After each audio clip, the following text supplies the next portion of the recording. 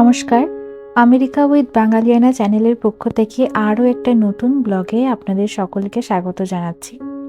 আজকে আমি সারাদিনে কি করছি সেই ডেলি লাইফস্টাইল নিয়েই আপনাদের সামনে আজকে ব্লগটা প্রেজেন্ট করতে চলেছি। যারা নতুন দর্শক আছেন পুরোটা দেখবেন এবং সাবস্ক্রাইব করে পাশে থাকবেন পরবর্তী ভিডিও দেখার জন্য। তাহলে দেখতে থাকুন। আজ আমাদের অ্যাপার্টমেন্টের হিটিং সিস্টেমটা হঠাৎ করে কাজ করা বন্ধ করে দিয়েছে। আর বাইরে তো এখন বরফ জমা ঠান্ডা, তাই ঘরের টেম্পারেচারও হু হু করে কমতে শুরু করে দিয়েছে। ঠান্ডায় রীতিমতো কাঁপছি। তাই আজকে প্রচণ্ড ঠান্ডা, সকাল থেকে উঠে দেখছি এই মেশিনটা কাজ করছে না।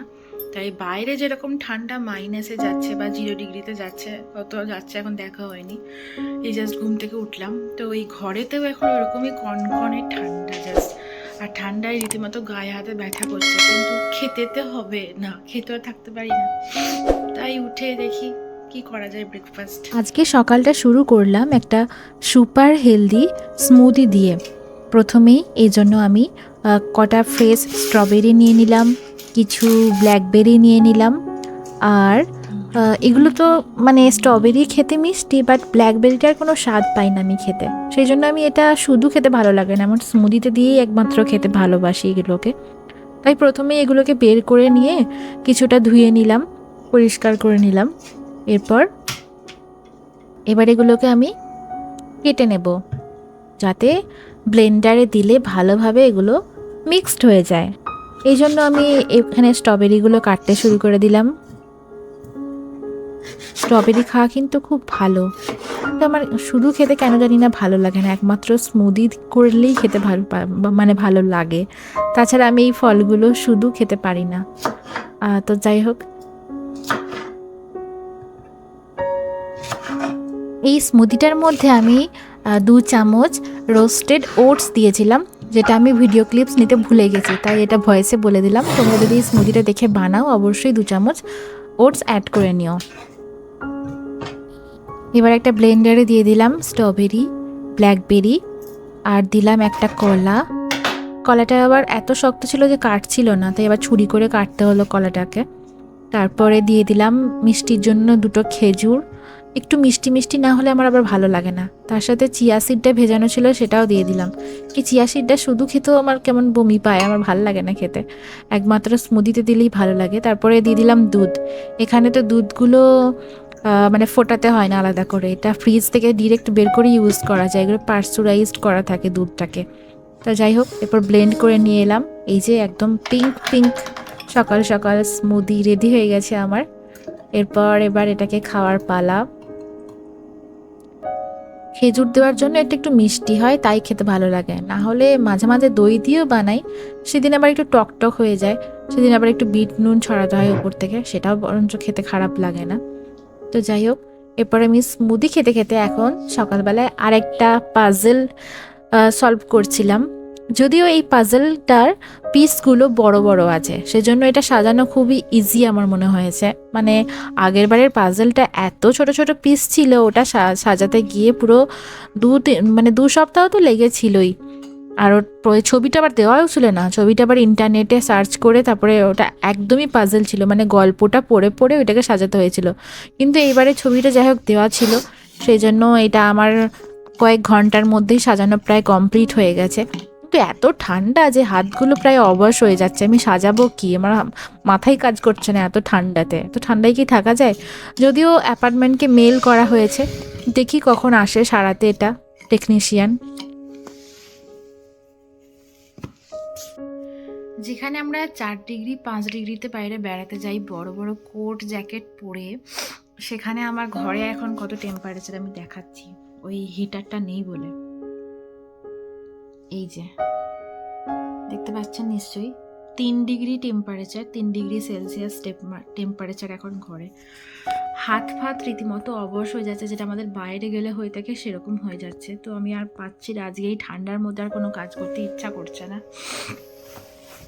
মনে হচ্ছে বসে থাকি, শুধু ব্ল্যাঙ্কেটের মধ্যে বসে থাকি, কিন্তু তার মধ্যেও যেন মনে হচ্ছে শীত কাটছে না, হাতগুলো এত অবশ হয়ে যাচ্ছে। সারাক্ষণ কি শুয়ে বসে থাকা যায় নাকি? এখন তো দিনের বেলা, এখন কি করে সারাক্ষণ শুয়ে বসে থাকবো? তাই একটু অস্বস্তি হচ্ছে কিছু করতে পারছি না বলে। দেখা যাক কি করে। বলেছে এখন সারাতে আসবে, এখন বাজছে দুপুর 12টা বেজে গেছে। সেই সকাল থেকে আমি এই ঠান্ডাটা সহ্য করছি। দেখা যাক কখন আসে অ্যাপার্টমেন্টের লোক এইটা সারাতে। ঠান্ডার জন্য আমার ওবেলায় আর কিছু করতে ইচ্ছা করছিল না। ওই কোনো রকমে ফ্রিজে যা ছিল আগের দিনে তাই খেয়ে নিয়ে স্নান টান করে নিয়ে একদম ব্ল্যাঙ্কেটের তলায় ঢুকে পড়েছিলাম, কারণ সারাতে এসেছিল সেই 2-3টের সময়, অনেকটাই লেট করে এসেছিল সারাতে। তো তারপরে এই যে সন্ধেবেলায় ভাবলাম যে কিছু একটা বানাই। সন্ধেবেলায় তাই দেখলাম যে ফ্রিজে ছিল পিৎজা ডো। তো ওই পিৎজা ডোটাকে একটু ভালো করে মেখে টেকে নিয়ে এটাকে ওই বেকিং শিটের ওপরে স্প্রেড করে দিলাম। এটাকে ফ্রিজ থেকে বের করে রাখতে হবে, ধরুন ওই 2-3 ঘন্টা মতো ফ্রিজ থেকে বের করে ঢাকা দিয়ে রেখে দিতে হবে। তারপরে ব্যাস, এবার পিৎজা ডোটাকে পিৎজার শেপ দিয়ে বেকিং শিটের মধ্যে করতে হবে। যেহেতু তলায় তেল দিয়েছি সেটা আবার এই জন্য সংকুচিত হয়ে একদম ছোট হয়ে যাচ্ছে পিৎজা ডোটা আবার, সেই জন্য আমাকে এটাকে ঠিক করতে হচ্ছিল। পরে কাঁটা চামচে করে আবার একটু ছিদ্র করে দিলাম, না হলে এই জিনিসটা ফুলে গেলে তখন আর খেতে ভালো লাগবে না। রেস্টুরেন্টের মতন তো হবে না, বাড়িতে যতটুকু হয় আর কি খাওয়ার যোগ্য, মানে খুব একটা হাই ফাই কোয়ালিটি তো আর হবে না।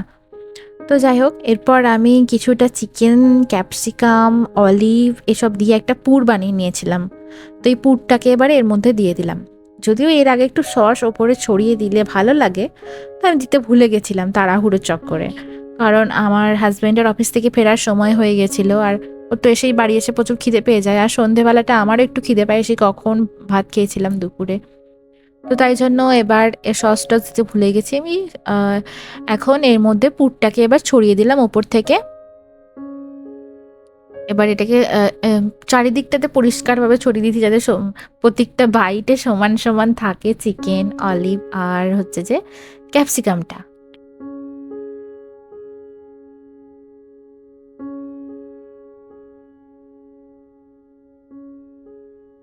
এখন আবার এর চারিদিকে একটু অয়েল ব্রাশ করে দিলাম, যাতে ভালো লাগে দেখতে ক্রাস্টটা, মানে একটু কালারিং হবে আর কি, মুচমুচে হবে তাহলে ব্যাপারটা। এরপর ওপর থেকে কিছুটা চিজ কিউব কিউব করে ওপরে ছড়িয়ে দিলাম। তারপরে ওভেনটাকে 450-তে 450 ফারেনহাইটে দিয়ে 10-12 মিনিটের মধ্যে দিলেই হয়ে যাবে। আমি আর একটু বেশি দিই, আমার এরকম একটু নাহলে মনে হয় কাঁচা কাঁচা থেকে যাচ্ছে, সেজন্য আমি একটু 15-20 মিনিট দিয়ে দিই। এইদিকে আমি আবার চাও বসিয়ে দিয়েছিলাম আদা দিয়ে। সন্ধেবেলায় এই ঠান্ডার মধ্যে আদা দিয়ে চা খেতে বেশ ভালো লাগে। এখানে আমার চা হয়েও গেছে, চাটা আমি ছেঁকেও নিলাম, আর মাঝে মাঝে পিৎজাটা দেখতে যাচ্ছিলাম যে এটা ফুলেছে কিনা দেখি একটু, ফুলেছে কিনা দেখি একটু, মানে এক্সাইটমেন্টে যেটা হয় আর কি। তো যাই হোক, চাটা ঢালতে গিয়ে আবার একটু পড়েও গেছে। তো এখানে পিৎজাটা বের করলাম, এই দেখুন কেমন লাগছে দেখতে। খেতে যেমনই হোক, দেখতে তো ভালো লাগছে, দেখুন তার এটা হচ্ছে আসল। তো যাই হোক, দেখেই তো আমার মনে হচ্ছে পেটটা ভরে গেল, যেটা খিদে পেয়েছিল। আমি দেখাচ্ছি, এই যে চিজটা দেখুন, চিজটা কেমন টান টান হচ্ছে না। তো যাই হোক, আমার এটা দেখে আর লোভ সামলাতে পারছি না, আমি এখন খেতে যাই। কেমন লাগলো ভিডিওটা অবশ্যই কমেন্ট করে জানাবেন, আর যদি ভালো লেগে থাকে অবশ্যই সাবস্ক্রাইব করে কিন্তু পাশে থাকতে হবে। আচ্ছা, এরপর আমি এখানে ওই কী যেন বলে, অরিগানো ছিল না, চিলি ফ্লেক্স ছড়িয়ে নিলাম একটু ওপরে, আর 2টো থালায় ভাগ করে নিয়েছি দুজনের জন্য। এখন সকালে হেলদি স্মুদি দিয়ে শুরু, আর রাতে পিৎজা দিয়ে শেষ। মাঝখানে মানে হিটিং সিস্টেমটা নষ্টের সেই হাড় কাঁপানো অভিজ্ঞতা। দিনটা কিন্তু আজকে মন্দ ছিল না, কি বলুন? ভিডিওটা ভালো লাগলে কিন্তু অবশ্যই পাশে থাকবেন। সবাই ভালো থাকবেন, টাটা।